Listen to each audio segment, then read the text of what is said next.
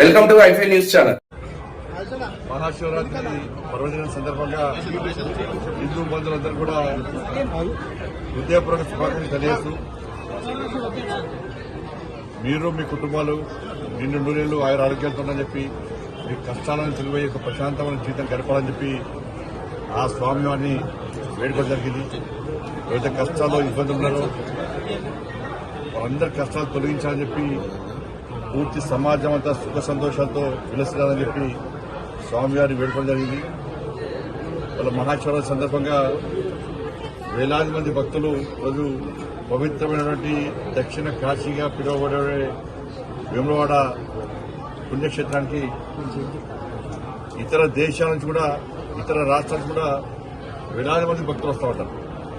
ఒక సెంటిమెంట్, మహాశివరాత్రి పర్వదినాన ఒక్కసారి ఆ రాజరాజేశ్వరుని దర్శించుకుంటే మన కష్టాలు తొలగిపోతుందని చెప్పి ఒక సెంటిమెంట్ హిందూ సమాజంలో పడుతుంది. అందుకే ప్రతి ఒక్కరు రోజు స్వామివారి దర్శనం కోసం వస్తుంటారు. అందరు కూడా దర్శనం ఇవ్వాలని చెప్పి స్వామివారిని పెట్టుకోవడం జరిగింది. ఎందుకంటే మన ప్రియతమ నేత నరేంద్ర మోడీ గారు అంతకుముందే శక్తివంతమైన దేవస్థానం.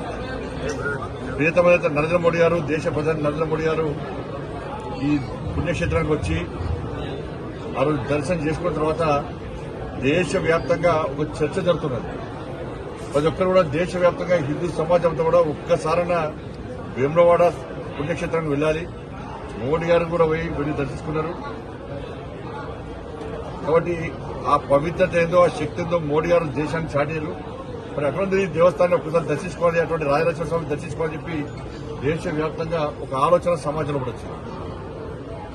మరి అటువంటి మహానుభావుడు ఇటువంటి శక్తివంతమైన పుణ్యక్షేత్రం దర్శించుకోవడం అదృష్టంగా భావించడం. మరి ఈరోజు మహాశివరాత్రి పర్వదిన సందర్భంగా ఏర్పాట్లు చాలా బాగున్నాయి. ఈవో గారితో పాటు సిబ్బంది అందరూ కూడా, పోలీస్ సిబ్బంది కానీ, ఇటు రెవెన్యూ సిబ్బంది కానీ, ఇటు సేవా సంస్థలు కానీ, దేవస్థానం యొక్క సిబ్బంది కానీ, పాత్రికేయ మిత్రులందరూ కూడా హృదయపూర్వక అభినందనలు. అందరూ కలిసిమెలిసి సాయంత్రం వరకు కూడా, రేపు ఉదయం వరకు కూడా ఈ మహాశివరాత్రి పర్వదినాన్ని ఇదే ప్రశాంతమైన వాతావరణం జరుపుకోవాలని చెప్పి అందరికీ విజ్ఞప్తి చేస్తూ మరొకసారి హిందూ బంధువులతో కూడా మహాశివరాత్రి పర్వదిన సందర్భంగా హృదయపూర్వక శుభాకాంక్షలు తెలియజేస్తూ భారత్ ఎలక్షన్ కోడ్ కదా, అంటే నేరుగా కేంద్రము నిధులు విడుదల చేసే అవకాశం ఉండదు. ఒక్కరు కూడా గుర్తుంచుకోవాలి.